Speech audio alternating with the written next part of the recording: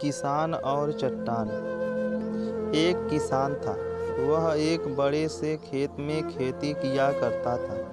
उस खेत के बीचों बीच पत्थर का एक हिस्सा जमीन से ऊपर निकला था, जिससे ठोकर खाकर वह कई बार गिर चुका था और न जाने कितनी बार उससे टकराकर खेती के औजार भी टूट चुके थे।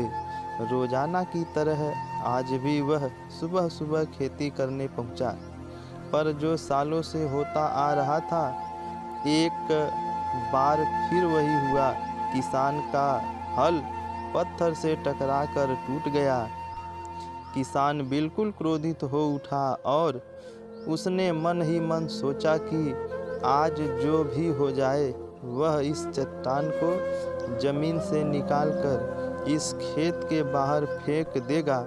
वह तुरंत भागा और गांव से 5-6 लोगों को बुला लाया और सभी को लेकर वह उस पत्थर के पास पहुंचा। किसान बोला, देखो, जमीन से निकले चट्टान के इस हिस्से ने मेरा बहुत बड़ा नुकसान किया है और आज हम सभी को मिलकर इसे जड़ से निकालना है और खेत के बाहर फेंक देना है। और ऐसा कहते ही वह फावड़े से पत्थर के किनार वार करने लगा।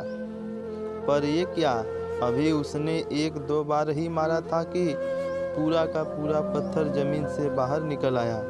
साथ खड़े लोग भी अचरज में पड़ गए और उन्हीं में से एक ने हंसते हुए पूछा, क्यों भाई, तुम तो कहते थे कि तुम्हारे खेत के बीच में एक बड़ी सी चट्टान दबी है, पर ये तो मामूली सा पत्थर निकला।